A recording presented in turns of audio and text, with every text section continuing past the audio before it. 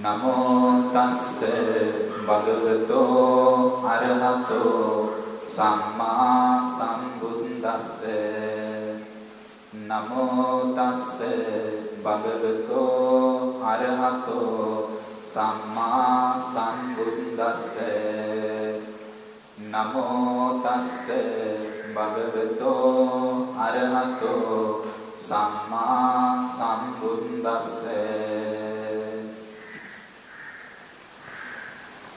සම්මේ සංඛාරා අනිච්චාති යදා පඤ්ඤාය පස්සති අතනිම්බින්දති දුක්ඛේ ඊස මංගෝ විසුද්ධියාති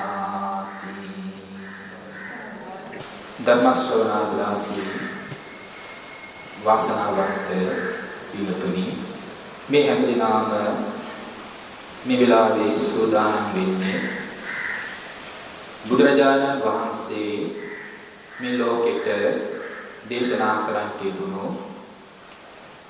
ඒ උත්තරීතර ශ්‍රී සද්ධර්මයෙන් විලක් ශ්‍රවණය කර ගැනීම සඳහායි. ඒ නිසා හැමදෙනාම තමන්ගේ සිත ඒ ධර්මයේ කෙරෙහි මනාකොට පිළිටවාගෙන නුවණින් ඒ ධර්මය විමසමින් ශ්‍රවණය කරන්නට අදිස්ථාන කරන්නට ඕනේ. ධර්මයක් තුල අපි ජීවිතේ ප්‍රතිපදාව වශයෙන් පූර්ණේ කරන්නට නම් ඒ ධර්මය අපිට මනාකොට වැටහිලා තිබෙන්න ඕනේ. හොඳින් ධර්මය වටහා ගන්නට නම් ඒ වටහාගත යුතු ධර්මය සිතෙහි හොඳින් ධාරණය කරගන්නට පුරුදු පුහුණු වෙන්න ඕනේ. හොඳින් සිතෙහි ධාරණය වෙන්නට නම් ඒ ධාරණය වෙන විදිහට මුළු හිතම ඒ ධහම කෙරෙහි පිහිටුවාගෙන ශ්‍රවණය කරන්නට ඕනේ.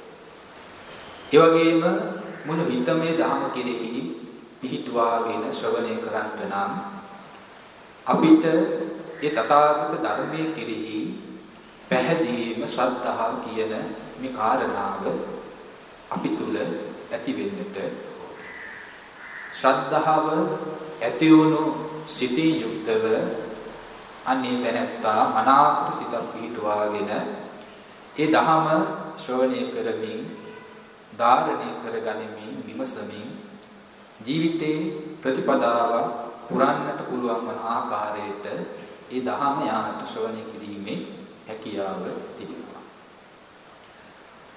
බුදුරජාණන් වහන්සේ අපට ඒ ධර්මයේ දේශනා කරන්නට යෙදුනේ ඒකාන්තයෙන්ම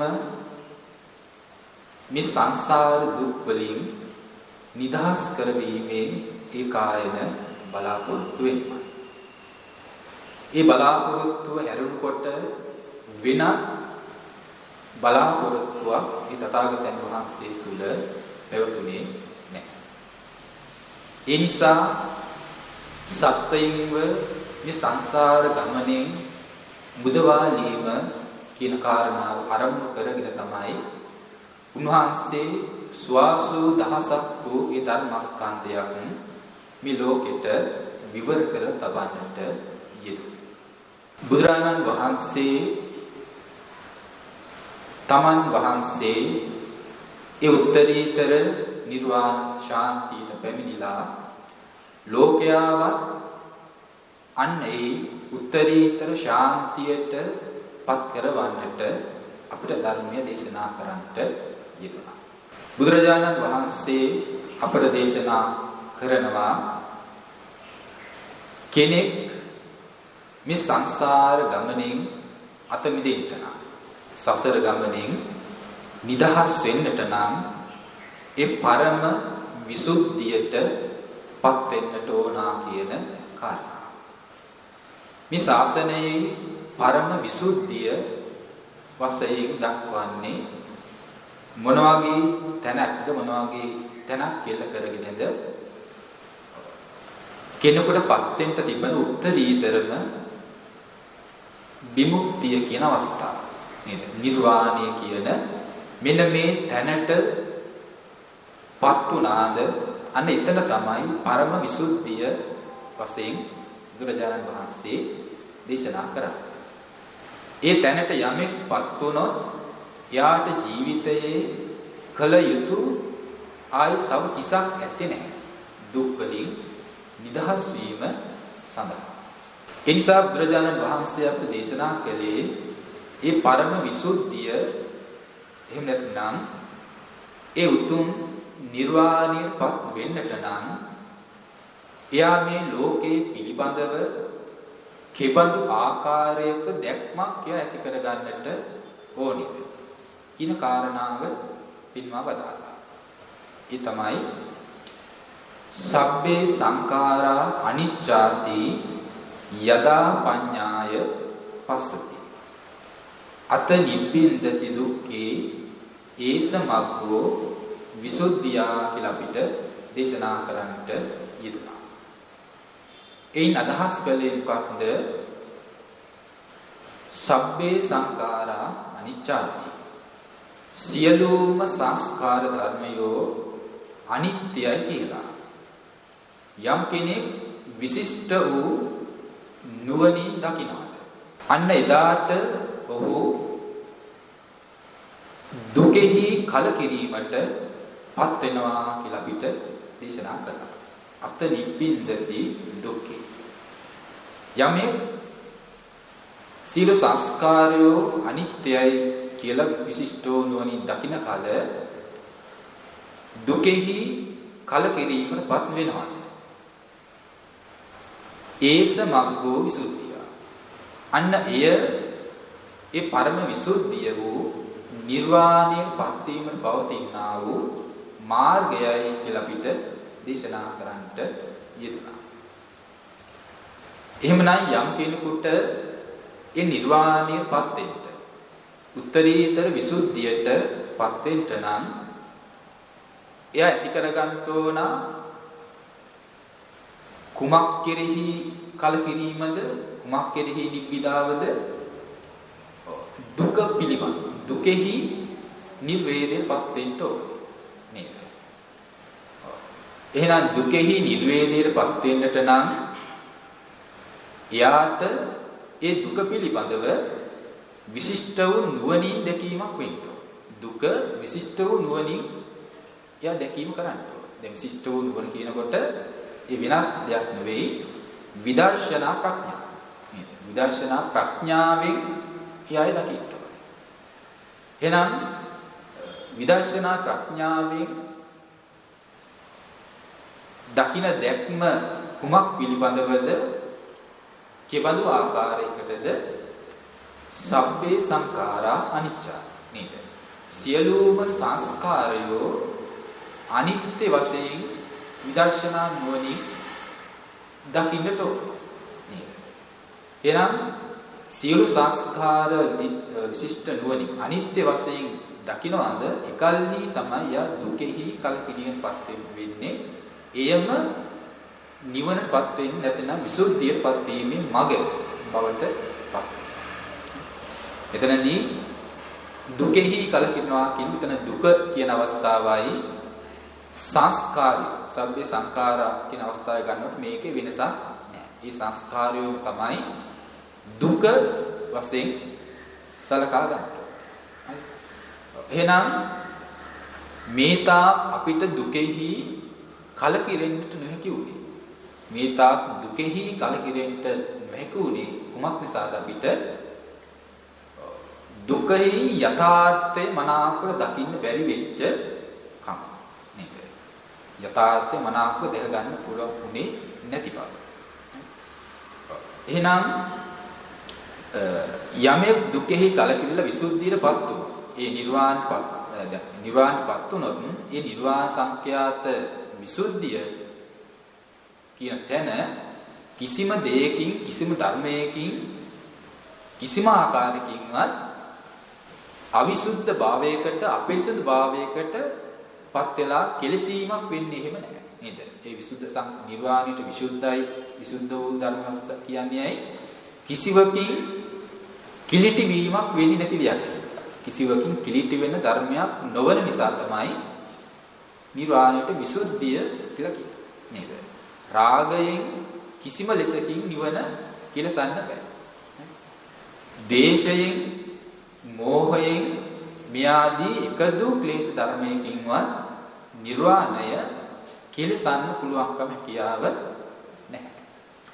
ඒ වගේම ජරා දුක් වලින් පීඩාවකට ජරා දුක් වලින් තැවරීමකට පත් කරන්න පුළුවන් කියාව නැහැ. ඒ නිර්වාණය නේද? මරණ දුක් වලින්, ජාති දුක් වලින්, ව්‍යාධි දුක් වලින් මේ වගේ කිසිදු දුක් වලින් තවරමි දුක් වලින් තවරාගෙන අපිරිසුදු තැනක් බවට නිර්වාණයපත් කරන්න පුළුවන්කම ඇත්තේ නැහැ නේද? ඒ නිසා කිසිම දුකකින්වත් වෙනත් කිසිම දෙයකින්වත් රාගාදී ක්ලේශ ධර්මයකින්වත් කෙලසිය නොහැකි උත්තරීතර විසුද්ධ වූ ධර්මයක් තමයි ඒ නිර්වාණය කියලා කියන්නේ. ඒක කවදාවත් වෙනස් වෙන දෙයක් එහෙම නොවේ. නේද? ඒ නිර්වාණය පත් උනාද කවදාවත් ඒක වෙනස් වීමක් වෙන්නේ නැහැ. නේද? එයාට සදාකාලිකව ඒ විසුද්ධත්වය පවතිනවා. එහෙනම් අන්න ඉබඳු සදාකාලික වූ ඒ නිට්ටය වූ නිර්වාණ සංඛ්‍යාත විසුද්ධියට පත්වෙන්න නොහැකි වුණේ අපිට ඇයි? දුකෙහි කලකිරෙන්න බැරි වෙච්ච නිසා නේද? එහෙම නැත්නම් සංස්කාරයන්ගේ කලකිරීමක් වෙන්නට බැරි වෙච්ච නිසා නේද? එහෙනම් අපි සංස්කාරයෝ කෙරෙහි එහෙම නැත්නම් දුක කෙරෙහි කලකිරීම වෙනුවට අපිට ඇති වෙලා තියෙන්නේ මොකන්ද? මේ අනවරාග සංසාරයක පටන් කලකිරීමක් නොවේ දුක කෙරෙහි ඇතිලා තියෙන්නේ සතුටු නේද? සතුටු වෙන බවක්, අභිනන්දනය වෙන බවක් තමයි මේ දුක කෙරෙහි ඇති වෙලා තියෙන්නේ. එනම් මේ සංස්කාරෝ කෙරෙහි ඇති වෙලා තියෙන්නේ නේද? එහෙනම් දුකෙහි සතුටු වෙනවා. සංස්කාර ධර්මයන් කෙරෙහි සතුටු වෙන බවක් වෙනවා. ඒ වෙන්නේ අපි මේ දුක වරදවා දකින නිසා නේද? දුක වරදවාගෙන දකින නිසා. දුක කෙරෙහි විපරීත හැඟී පවත්වන නිසා ඇති වෙලා තියෙන නිසා විපරීත සංඥාවේ මේ දුක අපි ඇති කරගෙන තියෙන නිසා නේද? එහෙනම් විපරීත වූ දුක කෙරෙහි විපරීත වූ සංඥාවක් තිබෙනවා කියලා කියන්නේ. එහෙම නැත්නම් සංස්කාරය පිළිබඳව විපරීත සංඥාවක් විපරීත වූ දැක්මක් තිබෙනවා කියන්නේ ඒ මොන වගේ විපරීත සංඥාවක්ද මොන වගේ වැරදි දැක්මක්ද? මේ සංස්කාරයෝ නිට්ටයයි කියලා දකින මෙන්න මේ වැරදි දැකීම ඇති.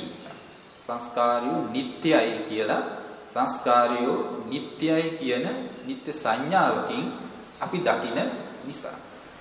ඒවා නිට්ටය කින ආකාරයෙන් පමණක් මරගන්නේ නැහැ.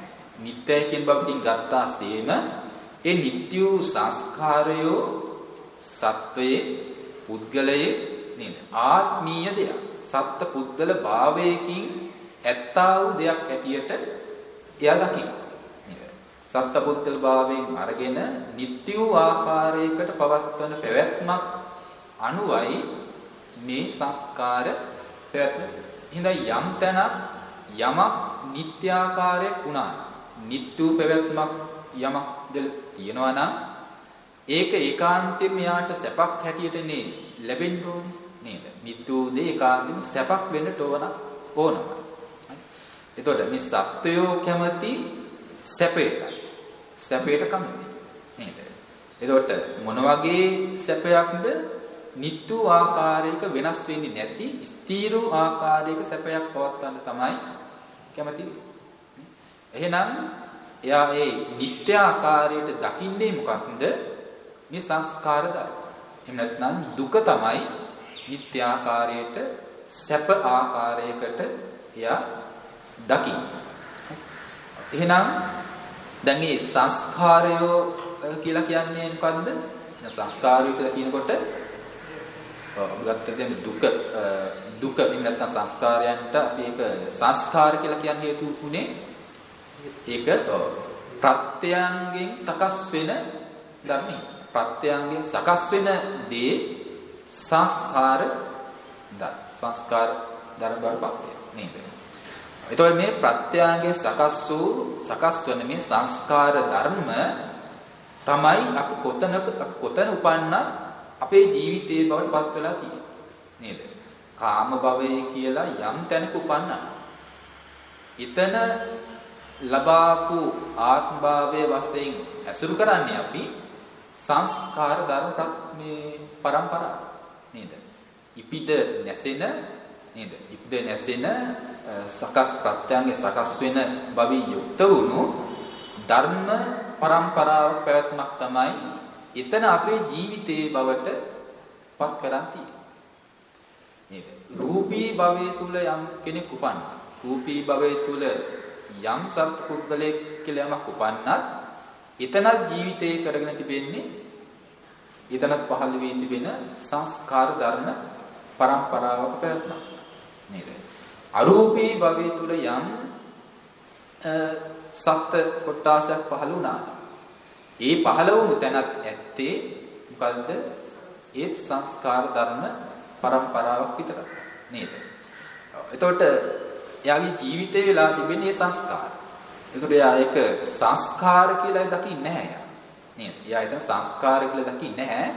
දකින්නේ මිනිස්සෙක්, දෙවියෙක් නේද? බ්‍රහ්මයෙක් මෙන්න මේ ආදී වූ වශයෙන් ඇසුරු කරන්නට ලැබෙන සත්පුද්ගල භාවයක පැවැත්මක් තමයි ඒ සංස්කාර පැවැත්ම එයා සිද්ධ කරන්නේ. ඒ නිසා ඒ තැන පහළ වෙන ඒ සංස්කාර කෙරෙහි එයා සත්පුද්ගලත්වයෙන් දකින හින්දා ඒවායේ සතුටු වෙනවා. ඒවා සැපක් කොට දකින්නවා, ඒවායේ සතුටු වෙනවා. සතුටු වෙමින් ඒවායේ සතුටු වෙමින් ඒවටම නැවත නැවත ඇලෙනවා නේද? ඇලෙමින් ඒවම නැවත නැවත සංස්කාරයෝම නැවත නැවත රැස් කරන විදිහට එයා නේද? කුසල අකුසල කර්ම රැස් කරනවා. ඒකේ ප්‍රතිඵලයෙන් මොනේ සංස්කාර ධර්මියෝම නැවත නැවත හට ගන්නවා නේද? ඒ පැවැත්ම තමයි මේ අනවරාග කාලයක් පුරාවටම මේ සංසාර පැවැත්ම වශයෙන් අපේ ජීවිතයේ වශයෙන් පැවතිලා තියෙන්නේ. පැවැත්ම බවට පත් වෙලා තියෙන්නේ නේද? එහෙනම් අපි දැන් තේරුම් ගත්තොත් එහෙම සංස්කාර කියන සබ්බේ සංඛාර සියලු සංස්කාර කියන මේ ධර්ම පදය ගන්නකොට සංස්කාර කියන මේ ධර්මය අපිට ධර්මයේ විවිධ ප්‍රභේදයන්ගේ දක්වලා තියෙනවා. ඒතර ධර්මයේ තුල එක් එක් න්‍යාය වලට අනුව දක්වලා තියෙන මේ සංස්කාර කියන වචනය එක තැනකින් ඒ හැම ආකාරයකටම ගැලපෙන්නේ නැහැ. සබ්බේ සංඛාරා කියන මේ සංස්කාර පදය අනිකුත් තැන්වල තියෙනවත් එක්ක මේ ඒ විදිහටම සමානව ගැලපීමක් කරන්නේ. ඒ හින්දා ධර්මයේ තුල අපිට විවිධ තැන් ලැබෙන මේ සංස්කාර දේශනා කළා කියන්නේ. එතකොට එක තැනක පෙන්නනවා අවිද්‍යා පත්‍ය සංඛාරා කියලා නේද? ඒත් අවිද්‍යාව ප්‍රත්‍ය කරගෙන හට ගන්නා වූ සංස්කාරය අපිට බුදුරජාණන් වහන්සේ පෙන්නනවා. ඊට පස්සේ තවත් අපිට දකින්න ලැබෙනවා මේ ස්කන්ධ පහ පංචස්කන්ධය පෙන්වන තැන ස්කන්ධයක් වශයෙන් දක්වනවා අපේ සංස්කාරය නේද? ඒක දක්වන මොකද? ඒකට කියනවා සංස්කාර ස්කන්ධය. සංස්කාර ස්කන්ධයක් කියන තැනත් අපේ සංස්කාර වශයෙන් ඒ ස්කන්ධයක් දක්වනවා. එතකොට ඊට පස්සේ දැන් අපි ප්‍රධාන කරගත්තු එක මොකද්ද? සබ්බේ සංඛාර. එතන සංඛාරයක් වෙනවා. එතකොට දැන් මේ තැන් තුනේම එකම අර්ථයක් නෙමෙයි අපිට දක්වලා තියෙන්නේ නේද? අපි ගත්තොත් එහෙම අවිද්‍යාව ප්‍රත්‍ය කරගෙන හටගන්නා වූ සංස්කාර කියනකොට එතනදී මොකද්ද මේ සංස්කාර පදයෙන් අදහස් කරන්නේ? එතනින් අදහස් කරන්නේ මොන සංස්කාරය පිළිබඳවද?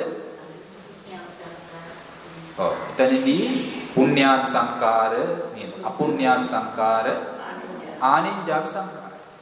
ගන්න. එහෙම නැත්නම් තවත් එක මේ කිව්වොත් එහෙම කුසල අකුසල කර්ම නේද? පුඤ්ඤාභි සංකාරයයි ආනිඤ්ඤාභි සංකාරයයි කියන මේ දෙකම කුසල. අපුඤ්ඤාභි සංකාරය කියනකොට ඒක අකුසල. ඒතර ඒක තවත් විදිහකින් මේ කුසල අකුසලයේ තමයි ඒ පුඤ්ඤාභි අපුඤ්ඤාභි ආනිඤ්ඤාභි සංකාර වශයෙන් එතනින් දක්වන්නේ. ඒතර ඒ හටගන්නේ අවිද්‍යාව ප්‍රත්‍යක්ෂ. අවිද්‍යාව ප්‍රත්‍යක්ෂ. හරි. ඒතර එතනදී විශේෂයෙන් එක ධර්මයක් දක්වනවා. එතන පුඤ්ඤාභි ආදි වශයෙන් මොකද්ද කුසල චේතනාව තමයි එතනින් දක්වන්නේ. එතනදී සංකාර පදයෙන් දක්වන්නේ කුසල චේතනාව. හරි. පුඤ්ඤාභි සංකාරය කියන එතනදී ඒ කුසල චේතනාව. ඒ කියන්නේ කාමාවචර රූපාවචර වූ කුසල සිත්වල ඇත්තා වූ චේතනාව එතන පුඤ්ඤාභි සංකාර. එතකොට අපුඤ්ඤාභි සංකාර කියනකොට අකුසල සිත්වල ඇත්තා වූ අකුසල චේතනාව තමයි ඒ අපුඤ්ඤාභි සංකාර.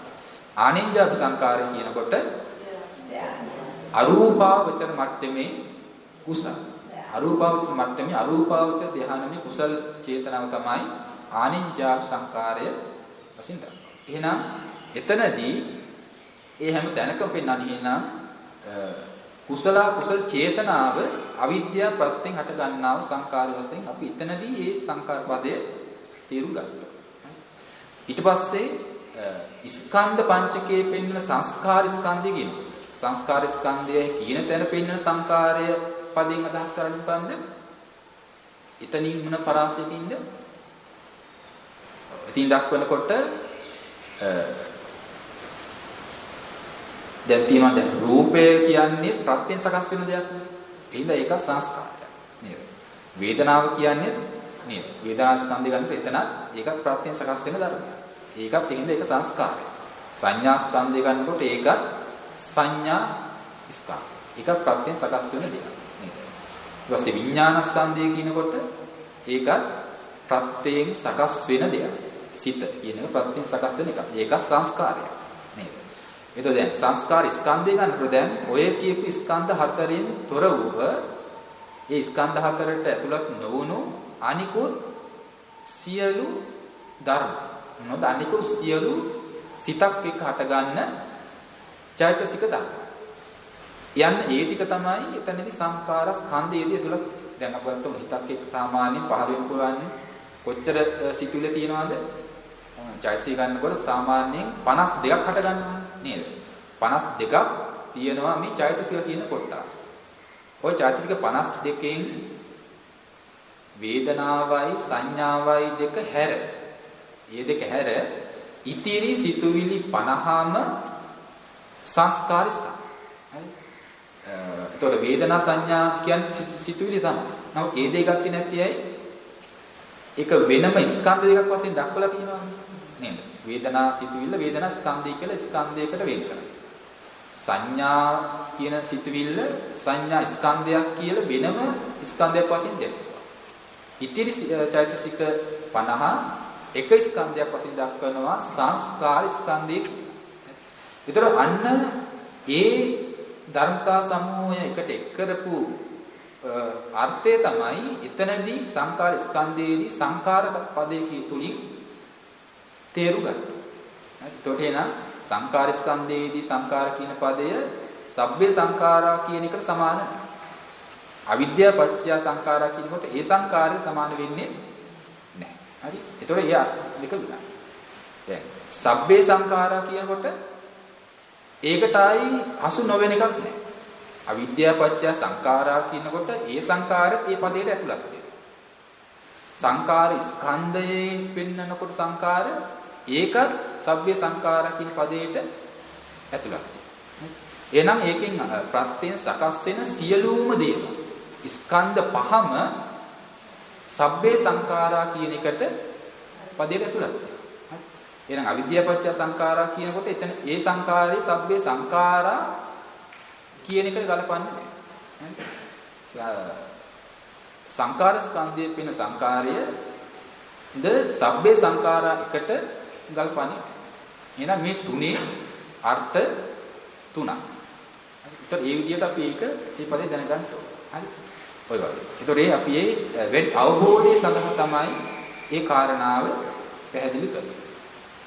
ඊට පස්සේ නම් මෙන්න මේ කියන සංස්කාර. මොකද දැන් රූප භව, අරූප භව, කාම භව ගත්තත් ඔය භව තුන ඇතුළත පහළ වෙන්න පුළුවන් ඔය කියන ස්කන්ධ පහනේ. ස්කන්ධ පහෙන් යම් යම් ස්කන්ධයෝ තමයි පහළ වෙන්න පුළුවන්. නේද? ඒතකොට මෙන්න මේ ස්කන්ධයෝ තමයි අපි ජීවිතේ වෙලා තියෙන්නේ. අපිට මේවා ස්කන්ධ නැතිනම් මේවා සංස්කාර කියන දැක්මක් අවබෝධයක් නැහැ. ඒවා සංස්කාර වශයෙන් ගන්න අරගෙන නැහැ අපි. සංස්කාර කෙනෙක් පුද්ගලෙක්. සත්‍ය පුද්ගලෙක්. ආත්ම දෙයක් හැටියට තමයි අපි අරගෙන පවත්තා. ඒ නිසා අපි ඒව සත්‍යයක් විදිහට දකිනවා මිසක සංස්කාර වල කරකිරෙන්න පුළුවන් දැක්මක් අපිට ඇති වෙලා නේද? අපිට ඊළඟ සත්පුද්ගල හම්බ වුණොත් එතන යාගේ සතුටු වීමක් ඇලෙන බවක් නේද? ඒවයේ බැඳෙන බවක් වෙන විදිහට ජීවිත පැවැත්ම වෙන මිසක කලකිරීම විදිහට සකස් වෙන්නේ නැහැ. එහෙනම් මෙන්න මේ කියන සංස්කාර වල අපි කලකිරෙන්න නම් මේ සංස්කාරය කෙසේ දකින්න කියලාද අපිට බුදුරජාණන් වහන්සේ පෙන්වන්නේ? ඒවා අනිත්‍ය වශයෙන් දකින්න නේද? අනිත්‍ය වශයෙන් දකින්න කියලා කියනවා. එතකොට අනිත්‍ය වශයෙන් දකින්න කියන්නේ මොන විදිහටද? අනිත්‍ය වශයෙන් දකින්න දැන් යමකට අනිත්‍යයි කියලා කියනවා නම් එහෙනම් ඒක ඒ අනිත්‍යයි කියලා කියන්නේ ඒක කරුණු දෙකකින් යුක්ත වෙන හින්දා. නේද? කුමක් නිසාද? ඒකේ හට ගන්න බවක් පේනවා නැති වෙන බවක් පේනවා. යමක හට ගැනීමක් සහ නැති වෙන බවක් පේනවා. ඒකාන්තයෙන් මේ ධර්මය අනිත්‍ය වූ ධර්මයක්මයි. නේද? මෙන්න මේ කාරණාව දකින්න නැතිතා මේ සත්වයෝ මේ සංස්කාරය කෙරෙහි මේ ලෝකයෙහි කලකිරෙනවා කියන එකක් වෙන්නේ නැහැ. කලකිරීමක් වෙන්නේ නැතිනම් පරම විසුද්ධ වූ නිර්වාණයෙන් සදා සැනසෙනවා කියන එක සිද්ධ වෙන්නේ නැහැ. ඒ කියන්නේ දුකෙන් මිදෙනවා කියන කාරණාව එයාට සිද්ධ වෙන්නේ නැහැ නේද? එහෙනම් අපි මේ අනිත්‍යයි කියපු කාරණාව අපි ටිකක් තේරුම් ගන්නවා. අනිත්‍ය වෙන කාරණාව කියලා ගන්නකොට දැන් ඔබට මේ දෙස බලාගෙන ඉන්නකොට දැන් ඔබේ ඇසින් ඔබට පේනවද මෙතන මේ ඉපදී විනිවිදී යන ආකාරය ඇතිවීමක් නැතිවීමක් වශයෙන් පවතින પરම්පරාවක් වශයෙන් ඔබට ඇහැට පේනවද? එහෙම පේන්නේ නැහැ. ඔබට දැන් පේන විදිහට බලා ඉන්නකොට එකම දෙයක් වශයෙන් මේ මොහොතේ එකම දෙයක් හැටියට තමයි දැන් ඔබට පේන්නේ. දැන් මේ එක දෙයක් ලෙසින් පේන මේ අරමුණ මීට කලිනුත් මේ විදිහට තිබුණා කියන අදහස නැද්ද? දැන් මම මෙතෙන්ට එන්න ඉස්සෙල්ලා මේ විදිහටම මේක තිබුණා පැවතුණා කියලා ඔබට හිතෙන්නේ නැද්ද? එහෙම හිතෙනවද? නේද? දැන් මම මෙතනට ආවේ මම උඩ ඉඳලා යා නේද? අර ඉහළ නේද? මහලේ ඉඳලා තමයි දැන් මම මෙතෙන්ට ආවේ. දැන් මාව මෙතන එක්කෙනෙක් වශයෙන් මාව පේනවා නම් මේ ඉන්න මමම තමයි දැන් මෙතෙන්ට ඉන්න ඉස්සෙල්ලා හිටියේ. එයා තමයි දැන් මේ ඉන්නේ. දැන් මේ බණ කියලා ඉවරුණාට පස්සේ දැන් මම නැවත පිට වෙලා යනවා. පිට වෙලා ගියාට පස්සේ ඒ යන්නේ මේ ඉන්න මමමයි කියලා හිතෙන්නේ නැද්ද? මේ ඉන්න මම තමයි දැන් පිට වෙලා දැන් යන්නේ. දැන් ඊට පස්සේ ඊළඟ වාරයේදී දැන් ආයි මේ මම මෙතෙන්ට එනවා. නේද? නැවතත් නේද? ඊළඟ වතාවේ දැන් මම ආයෙත් එනවා. ඒතර ඊළඟ වාරයේ දැන් ඉන්නේ කවුද? දැන් මේ ඉන්න මමම තමයි. නේද? යම් රූප කයක් නම් දැන් මේ මාව කියලා පනවන්න තියෙනවා. යම් රූප කයකින් නම් ඔබ මේ මම කියන කෙනාව දැකලා තියෙන්නේ. ඒ කෙනා තමයි මෙතෙන්ට එන්නේ ඉස්සෙල්ලත් හිටියේ. එතකොට එයා තමයි දැන් ඉන්නේ. දැන් ඉන්න මේ මමම තමයි එතනින් නැගිටලා ඊට පස්සේ යන්නේ. ඊළඟ වතාවේ නැවත එන්නේ මේ මමමයි. ඒතර ඇයි අපිට මේ හිතෙන්නේ? අපේ ජීවිතයේ අනවරාග කාලයක් පුරාවට තිබෙනවා එක සංඥාවක්. නේද? ඒ තමයි මොකද්ද? නිත්‍ය සංඥාව. නිට්ටයයි ස්ථිරයි එක්කෙනෙකු හැටියෙන් දකින දැක්මක්. එතකොට ඒ දැක්ම පදනම් කරගෙන තමයි අපේ ජීවිතේ කටයුතු කිරීම සිද්ධ වෙන්නේ.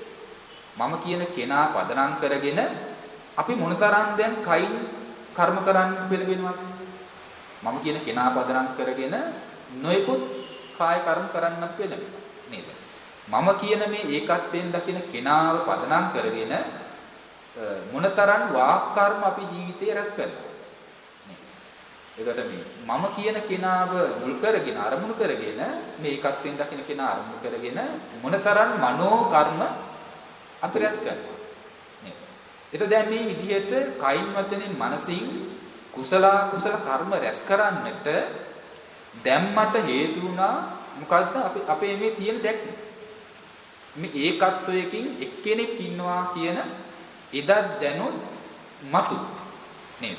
මේ හැම අවස්ථාවෙම එක්කෙනෙක් හිටියා කියන එක දෙයක් තිබෙනවා කියන මෙන්න මේ දැක්ම තමයි අර වගේ කර්ම රැස් කරන්න යට හේතුව. ඒ දැක්මම මේ කර්ම රැස් වෙන්න හේතුව. ඒ රැස් කිරීම නැවත නැවත මේ කෙනෙක් පුද්ගලෙක් උපදින්න හේතුවක්. ඒ කියන්නේ කෙනෙක් පුද්ගලෙක් උපදිනවා කියලා කියන්නේ මේ සංස්කාර පරම්පරාවක් හට ගන්නවා කියන එක. සංස්කාර රැස් වෙන්න කාරණාවක් වෙනවා කියන එක. එහෙනම් මෙන්න මේ දැක්ම දැන් අපේ වෙනස් වෙන්න ඕන. මේ තියෙන දැක්ම තිබුණොත් අපි නැවත නැවත සතුටු වෙන මිස, ඇලෙන මිස, සසරටම මේ බැඳෙනවා මිසක සසරින් මිදීමක් වෙන්නේ නැහැ නේද? එහෙනම් මේ දැක්ම වෙනස් වෙන්න නම් යම් ධර්මයක්ද සත්‍ය වශයෙන් පවතී. යම් ධර්මතාවයක පැවැත්මක්ද සත්‍ය වශයෙන් ඇත්තේ ඒ කාරණාව ඒ ධර්ම ස්වභාවයෙන් නුවණින් අපි ඇති ලෙස දකින්නට ඕන නේද? ඒකට දැන් අපි ගත්තොත් එහෙම මම දැන් මෙතන මේසෙට තට්ටුවක් දානවා නේද? මේසෙට තට්ටුවක් දැම්මොත් මොකද්ද ඇති වෙන දේ? තට්ටුවක් දැම්මොත් සද්දයක් ඇති වෙනවා නේද? සද්දයක් ඇති වෙනවා. ඒතර මේ ඇති වුණු සද්දය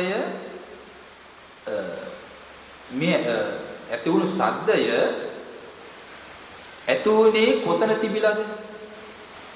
මම දැන් මේසෙට ගෙවුවට පස්සේ සද්දයක් ඇති වෙනවා.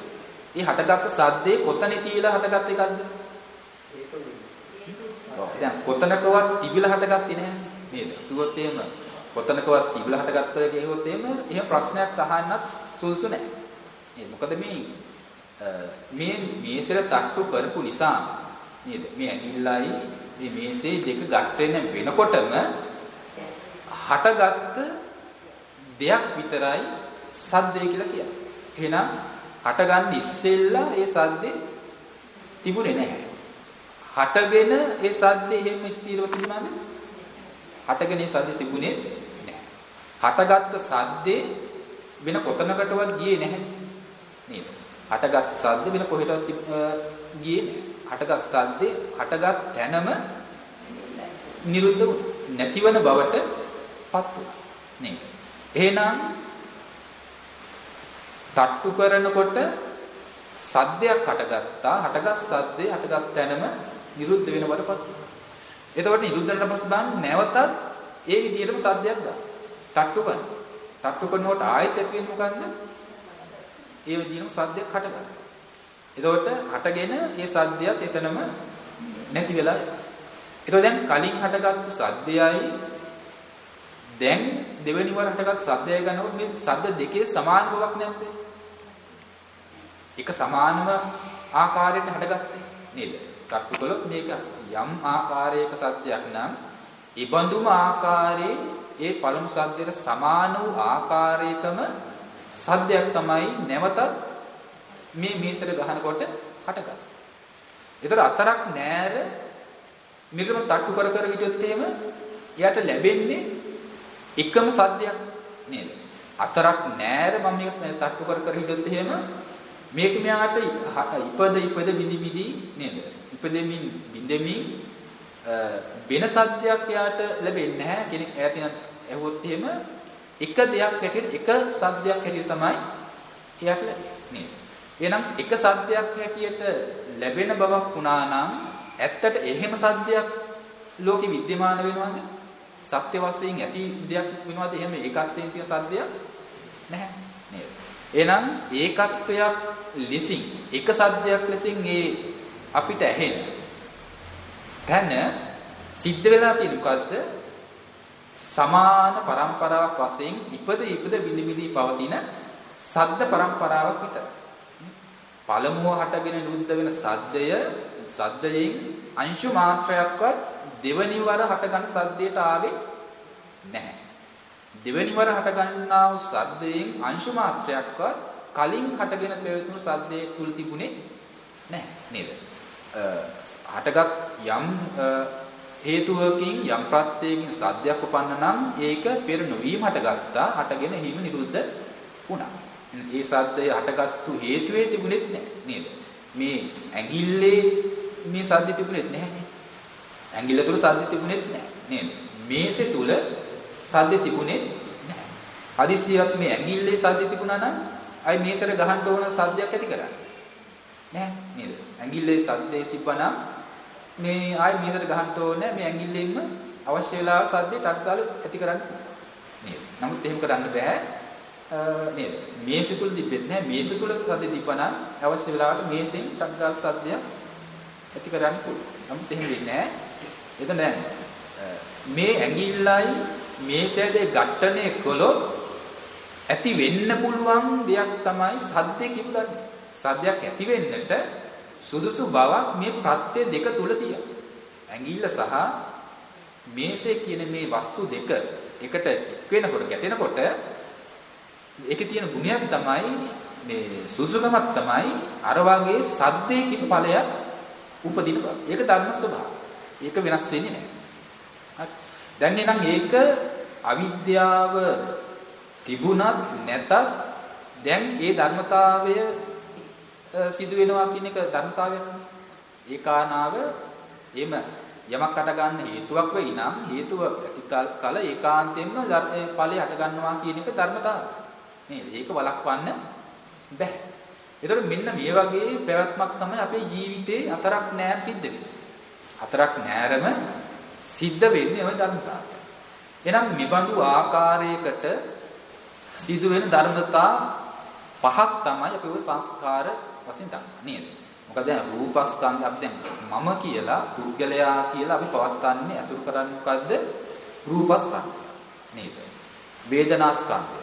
ඒ වගේම සංඥාස්කන්ධය, සංකාරස්කන්ධය, විඥාන ස්කන්ධය.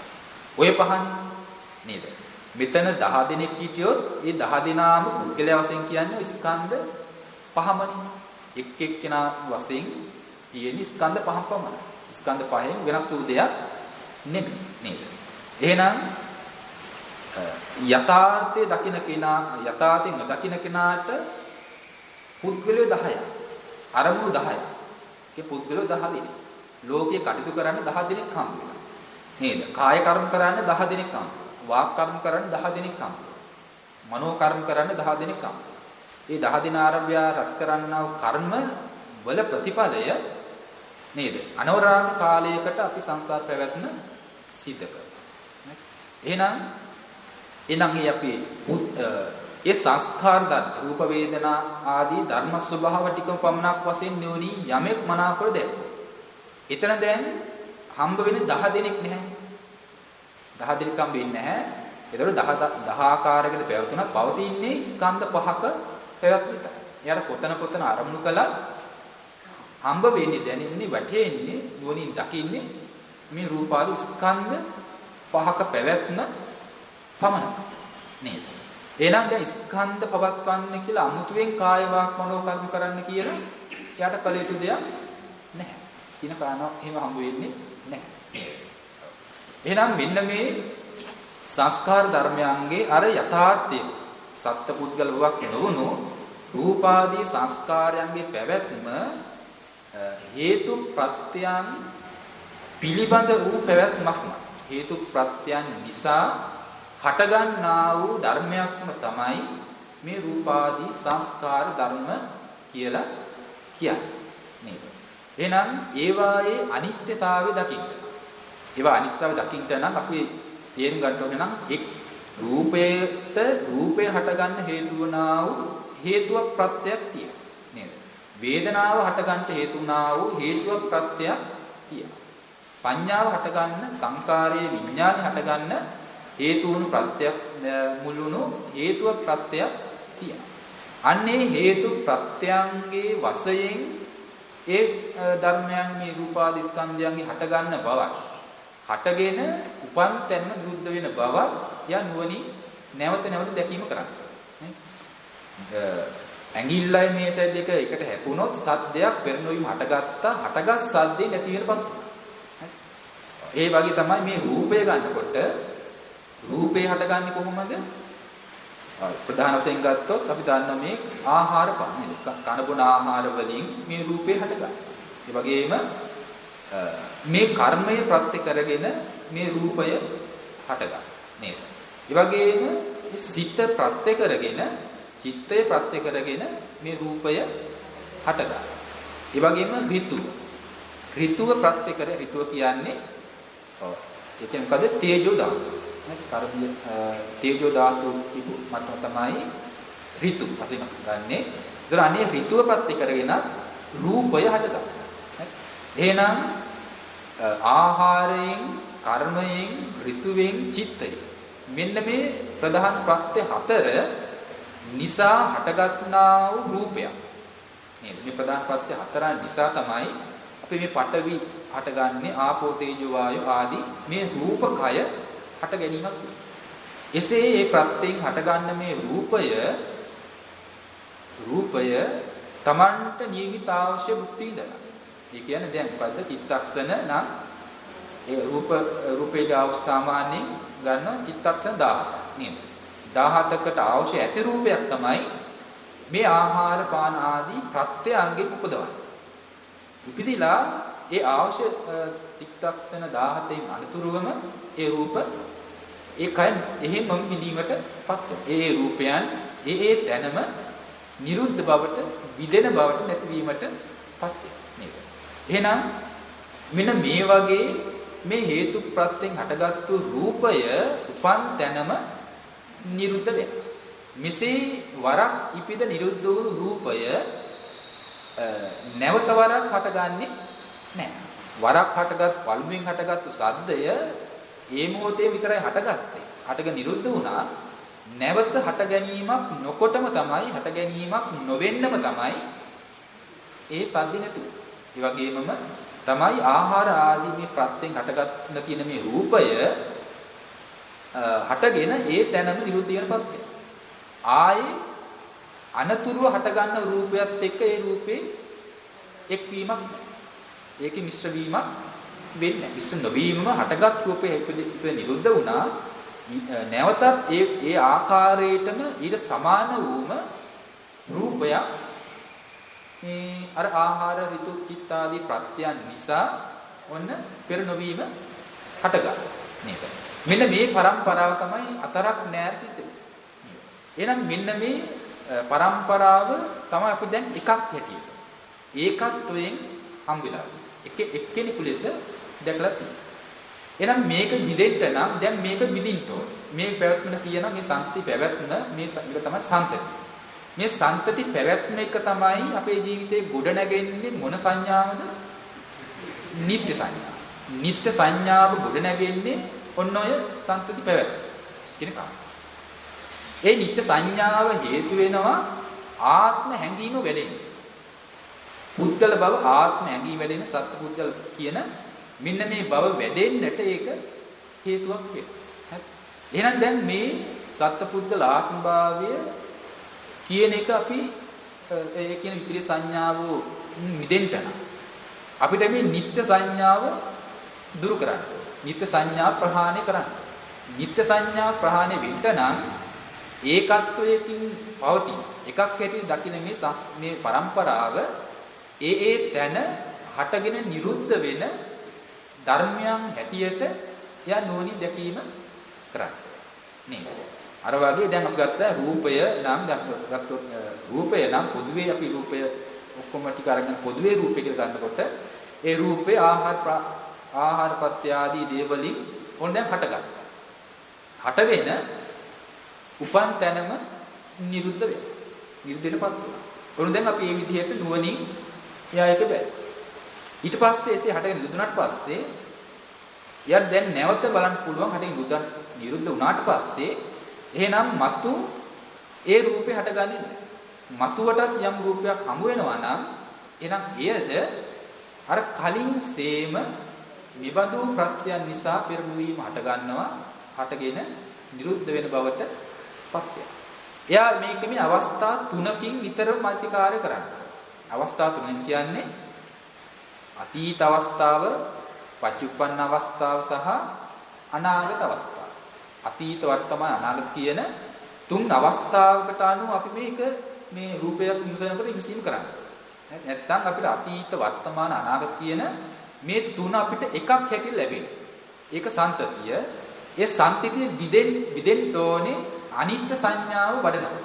අනිත්‍ය සංඥාව වැඩෙන්න සම්තතිය විදෙනවා. අතීතයේ වශයෙන් සීමා කොට දකිනවා.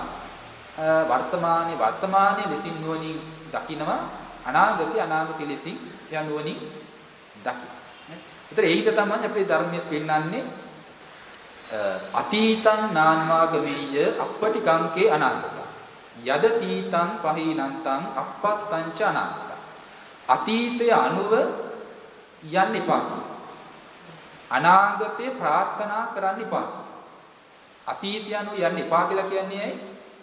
අතීතය කියන්නේ නැති වෙච්ච දෙයක්. ඉවර වෙච්ච දෙයක්, ඉක්ම වුණු දෙයක්. නේද?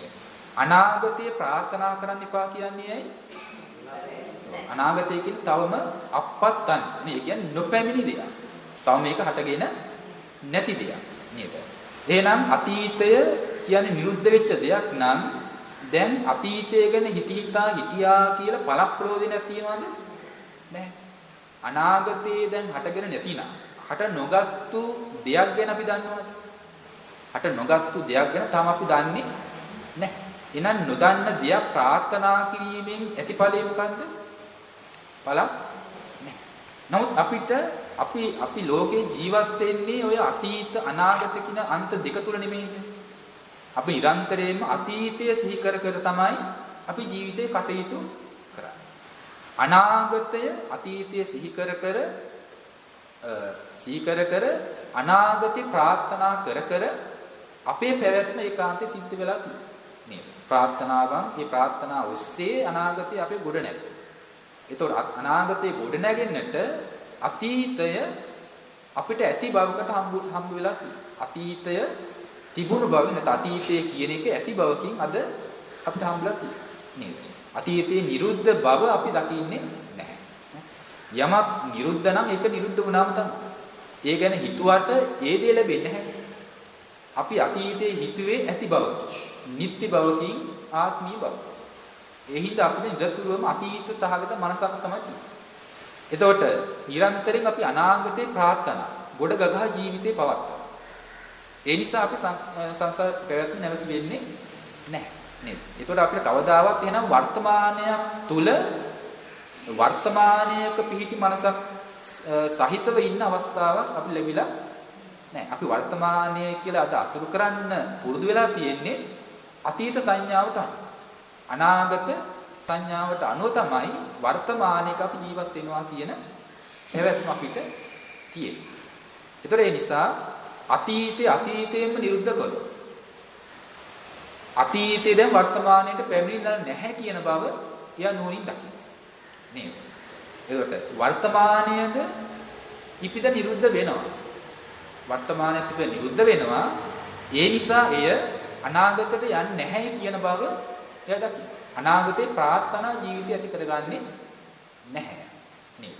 එහෙනම් එසේ දකින විට යාට ලැබෙන්නේ උපන් ධර්ම උපන්තර නිරුද්ධ වෙනවා කියන මේ පච්චුප්පන්න අවස්ථාව දකින නුවණක් යාට ජීවිතේ හොඳින් වර්ධනය කර ගැනීම හැකියාව තියෙනවා. ඒ හින්දා කියන්නේ අර අතීතය anu යන්න එපා අනාගතේ ප්‍රාර්ථනා කරන්න එපා. මොකද අතීතේ ප්‍රහීනයි අනාගතේ පැමිණලා නැහැ. ඒ නිසා යා වාසය කරන්න ඕනේ කොහොමද? පච්චුප්පන්නංචයෝ ධම්මං තත්ත තත්ත්ව විපස්ස. වර්තමානයේ තුල නේද? ඒ ධර්මියෝ ඒ තැනම විදර්ශනා කරා. නේද? ඒ තැනම ඒ වායේ කියන්නේ උපන් ධර්ම උපන් තැන්ම නිරුද්ධ වෙන බවින් එයා මේ පච්චුප්පන් ධර්ම නිරුද්ධ කරන බවටපත් වෙනවා. දැන් අපි ගත්තොත් එම් ඊයේ දවස. හරි ඊයේ දවස ගන්නකොට අපි කොච්චර සිදුවීම් කළාද? අපි දැන් ඊයේ දවසේ අපි සතර ඉරියව්ව පැවැත්තුවා. නේද? අපි ඊයේ දවසේ අපි සිටගෙන හිටපු අවස්ථා තියෙනවා. අපි එක මොහොතක් ගත්තොත් ඊයේ දවසේ හිටගෙන හිටිය අවස්ථාවක්. දැන් මම එකපාරට මේ වෙලාවේ හැමෝටම කියනවා මොන් දැන් තමන් ඊයේ හිටගෙන හිටපු අවස්ථාව සිහි කරන්න. තමන් සිහි කරන්න. හිටගෙන හිටපු අවස්ථාව. එතකොට එහෙනම් හිටගෙන හිටපු අවස්ථාවට කලින් අවස්ථාව සිහි කරන්න. හිටගෙන ඉන්න ඉරියව්ව ගන්න කලින් හිටිය ඉරියව්ව සිහි කරන්න. ඒක තමන් හිටපු ඉරියව්ව සිහි කරන්න. කෙනෙක් වාඩිලා හිටියානම් ඒ අවස්ථාව කියන සිහි කරන්න. අපි හිතමු වාඩිලා කියලා. හිටගෙන හිටපු එකට කලින් හිටියේ වාඩි වෙච්ච ඉරියව්ව. මොන් දැන් එයා ඒ අවස්ථාව සිහි කරා. ඊට පස්සේ කියනවා එහෙනම් දැන් අර හිටගෙන හිටිය අර ඉරියව්වට පස්සේ හිටගෙන හිටියා වූ ඉරියව්වට පස්සේ Tamanට ගත්ත ඉරියව්වක් තිබ්බනේ. අපි තුමු නැවත මේ සැතපෙන ඉරියව්ව ගන්න. ඔන්න දැන් ඊයේ දවස අරමුණු කළා අපි අවස්ථා 3ක් සිහි කළා. මොකද්ද? සිටගෙන ඉන්න අවස්ථාව මුලින් සිහි කරගත්තා. මුලින් අරමුණු කළා සිටගෙන ඉන්න අවස්ථාව. ඒකට කලින් අවස්ථාව මොකද්ද? වාඩි වෙලා ඉන්න අවස්ථාව. ඊට පස්සේ සිටගෙන හිටියට පසු අවස්ථාව මොකද්ද? සැතපී සිටපු අවස්ථාව. අවස්ථා 3ක්. එහෙනම් මෙන්න මේ අවස්ථා 3 අපිට පුළුවන් පච්චුප්පන්න අනාගත අතීත. මේ 3 අවස්ථාවේ මානසිකාරය කරා. මුලින්ම අරමුණු කරන අවස්ථාව තියෙනවා. මොකද්ද මම කිව්වා ඊයේ දවසේ හිටගෙන ඉන්න අවස්ථාව. මේ තමයි මුලින්ම අරමුණු කරපු අවස්ථාව. හරි. ඒතර අපි ඒ අවස්ථාව දකින්න කොහොමද? පච්චුප්පන්න අවස්ථාව. ඊයේ දවසේ සිදුවෙච්ච අවස්ථා 3ක්. මුලින් සිහි කරගත්තු අවස්ථාව පච්චුප්පන්න. එතකොට ඒකට කලින් එක එම්ම සිට ගන්න ඉරියව්වට කලින් අවස්ථාව අතීත අවස්ථාව. අතීත අවස්ථාව. ඒක ඊට පස්සේ සිටගෙන හිටපු අවස්ථාවට පසු අවස්ථාව සතපන අවස්ථාව අනාගත. ඒ අවස්ථා 3කින් මේක අරගන්න පුළුවන්. හරි? එතකොට එහෙනම් සිට ගන්න ඉරියව්වක් පැවතුනේ යම් කයක්ද ඒ කය අර ප්‍රත්‍යංගෙන් හටගත් අවස්ථාව. සිටගත්තු රූපකය අර වගේ ආහාර ආදී ප්‍රත්‍යංගෙන් ඒ වෙලාවට හටගත්තු කය. හටගෙන ඒක නිරුද්ධ වුණා. නේද? එහෙනම් එතකොට දැන් ඒ කයට කලින් ඉරියව් සීක. මොකද්ද? වාඩි වී සිටපු අවස්ථාව. ඒ අවස්ථාව මොකද්ද? ඒ කය ආහාර ආදී ප්‍රත්‍යංගෙන් හටගත්තු කය. ඒකත් කය. හරි? එහෙනම් සිටගත්තු කයට කලින් කය අතීත වශයෙන් අරමුණු කළා. ඒ කයද ඉපද නිරුද්ධ වුණා. හටගෙන නිරුද්ධ වුණා. නිරුද්ධ වෙච්ච ඒ රූපකයෙන් කිසිවක් සිටගෙන හිටපු ඒ වර්තමාන අවස්ථාවට පැමිණියේ නැහැ. හරි? එතකොට ඒ සිටගත්තු රූපකයත් ඉපද නිරුද්ධ වෙනවා. ඊට පසුව සිටගන්න හිටපු කය ඊට පස්සේ ඇති වෙනවා. අපි කියවනේ අනාගත වශයෙන් අරමුණු කරමු කියලා ඒ කය. මොකද්ද? සැතපෙන කය.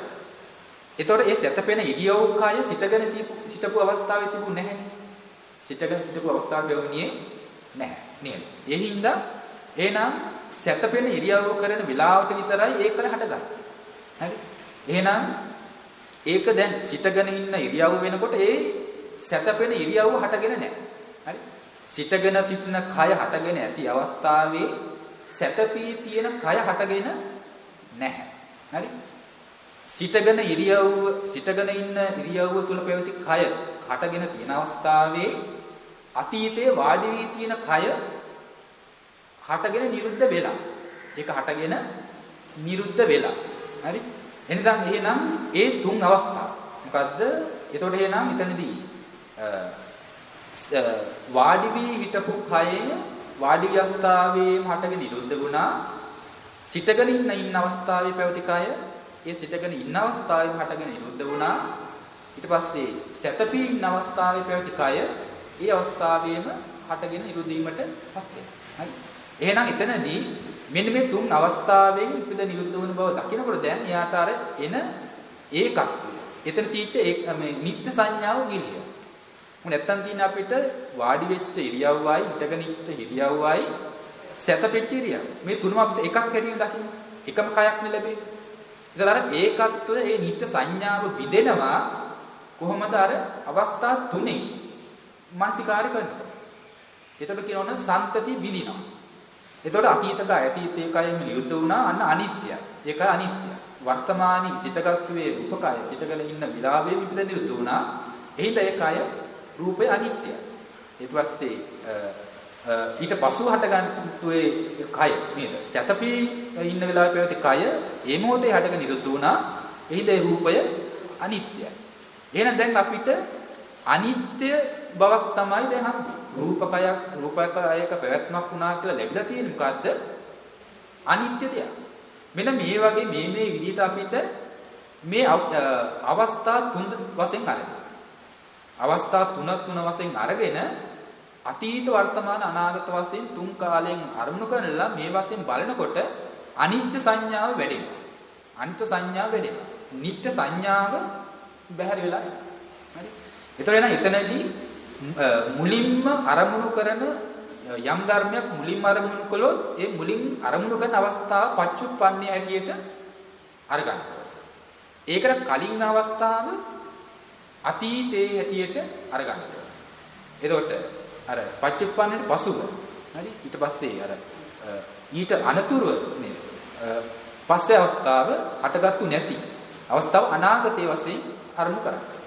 මුලින් අවස්ථාව පච්චුප්පන්නේ වශයෙන් ඊට පස්සේ ඒකට කලින් තීච්ච අවස්ථාව අතීතයේ වශයෙන් පසු අවස්ථාව අනාගතයේ වශයෙන් ඔන්න වශයෙන් අතීත අනාගත වර්තමාන වශයෙන් අපිට මානසිකාරය කරනකොට අනිත්‍ය සංඥාව බිඳලා යනවා.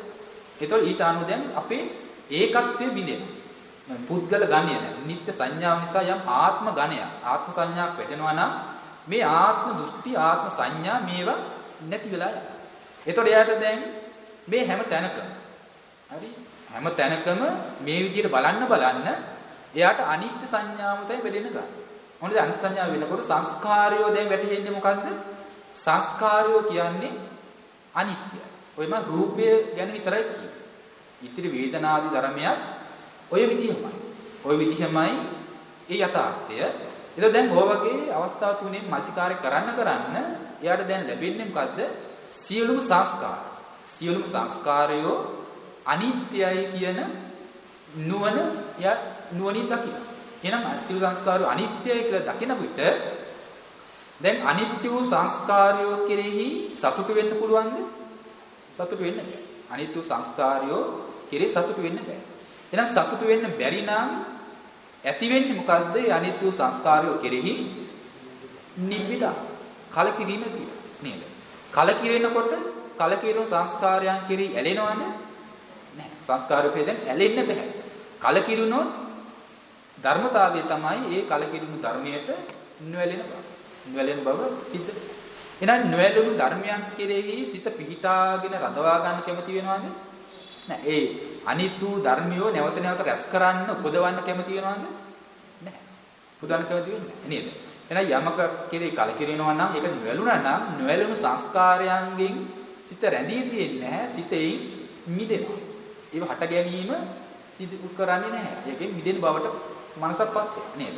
මෙන්න මේ විදිහට අනිත් සංස්කාරය අනිත්‍ය වශයෙන් නැවත නැවත දකින්න එයාට මේ අනිත් සංඥාව වැඩෙනකොට ඒ සංස්කාරය කෙරෙහි මේ නිබ්බිදාව නිර්වේදපත් වෙනවා. නිර්වේදපත් වීමෙන් එතන කලකිරෙනකොට අන්න යම් දවසක නේද? මනාවකට මේ අනිත් සංඥාව දිනු කරමින් මේ සංස්කාරය අතහැරෙන මට්ටමට මේ සංඥා දිනු කළොත් අන්න දැන් යාගේ අවසාන මාස පිහිටවන්නේ කොතනද? සංස්කාරයෝ අතහැරිලා සංස්කාරයන්ගේ අනුපාදය වන සංස්කාරයාගේ නිරෝධය වන පරම විසුද්ධ සංඛ්‍යාත නිර්වාණයට මනස පිවිසෙනවා. නිර්වාණයට යාගේ මනසපත් වෙනවා. අන්න දැන් යා විසුද්ධි අනිත්‍ය වශයෙන් දැකීම, අනිත්‍ය වශයෙන් දැකීම තමයි කලකිරීම හේතුව. ඒ කලකිරීමම තමයි නිවනටපත් වෙන මාර්ගයේ බවට ඒකපත් වෙන්නේ. නේද? එහෙනම් අන්න ඒ ආකාරයට සියලු සංස්කාරය අනිත්‍ය වශයෙන් දකින්න. විදර්ශනා ප්‍රඥාවෙන් උලින් දකිමින් එහිට කලකිරිලා ඒ පරම විසුද්ධි සංඛ්‍යාත නිර්වාණයටපත් වෙමින් යාර සදා සැනසෙන්න හැකියාව ලැබෙනවා. එහෙනම් මේ දේශනා කළ මේ උතුම් ධර්මයක් මේ හැම දිනාටම ඒ සංස්කාරයන්ගේ අනිත්‍යතාවය දැකලා පරම විසුද්ධි සංඛ්‍යාත නිර්වාණ ධාතුවෙන් සදා සැනසෙන්නම මේ ධර්ම ශ්‍රවණය හේතු පාරමී කුසලයක්ම වේවා කියන දිනාම සාදු කියලා ප්‍රාර්ථනා කරන්නේ.